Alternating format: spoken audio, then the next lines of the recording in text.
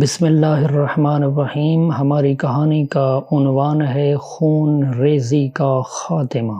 عرب خانہ بدوشوں کے قبیلے کا ایک سردار رسول اللہ صلی اللہ علیہ وآلہ وسلم کی خدمت اقدس میں حاضر ہوا۔ جب یہ رخصت ہونے لگا تو آپ صلی اللہ علیہ وآلہ وسلم کی خدمت میں عرض کی، یا رسول اللہ، مجھے کوئی ایسی نصیحت فرمائیے تاکہ میں اس سے فائدہ اٹھا سکوں۔ آپ صلی اللہ علیہ وآلہ وسلم نے فرمایا، لا تغضب، یعنی غصہ مت کرو۔ قبیلے کے سردار نے کہا، بصر و چشم، میں اس پر عمل کروں گا۔ پھر وہ سردار اپنے قبیلے کی طرف روانہ ہو گیا۔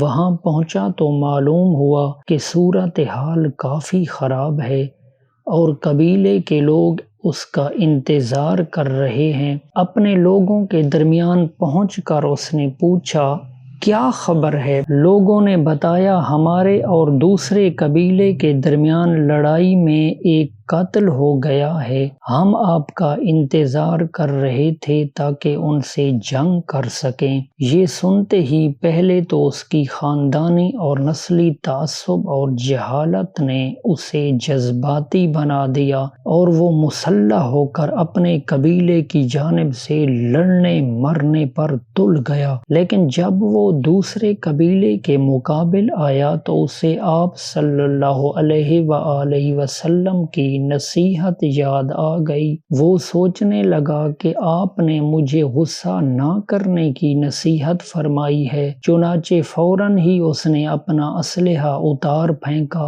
اور عام آدمیوں کا لباس پہن کر دشمن کے سامنے آ گیا۔ انہوں نے دیکھا کہ ہمارے مد مقابل قبیلے کا سردار بڑی تواضع کے ساتھ آیا ہے اور اس کے پاس کوئی اسلحہ بھی نہیں ہے، لہٰذا وہ اس بات کا انتظار کرنے لگے کہ دیکھیں یہ کیا کہتا ہے۔ قریب آ کر اس نے اپنے دشمن قبیلے کے سردار کو آواز دی اور بڑی نرمی سے کہا، یہ جنگ و جدل کس لیے ہے؟ اگر تم یہ چاہتے ہو کہ تمہارا جو آدمی قتل ہو گیا ہے اس کے بدلے کسی اور کو قتل کر دو تو اس سے قتل ہو جانے والا شخص دوبارہ زندہ تو نہیں ہو جائے گا، لہٰذا آؤ اور ہم سے خون بہا لے لو۔ اس کے علاوہ اور بھی جو کچھ تم چاہتے ہو میں دینے کے لیے تیار ہوں۔ اگر تم اس بات پر اصرار کرتے ہو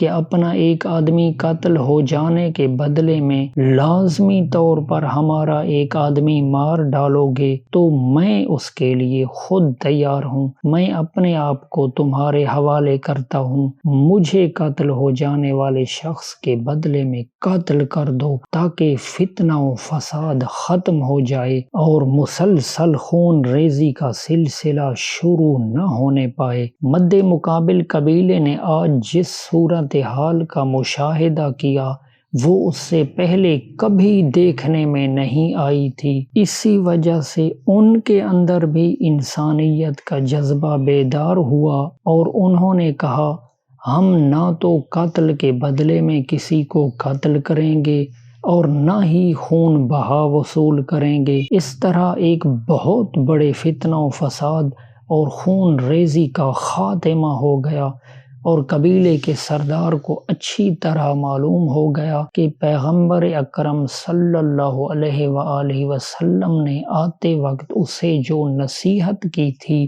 کہ تم غصہ مت کرو، اس میں کیا راز پوشیدہ ہے۔ اسی غصہ نہ کرنے کی وجہ سے ہی تو خون ریزی کا خاتمہ ہوا اور تمام تر فتنہ و فساد کا جڑ سے خاتمہ ہو گیا۔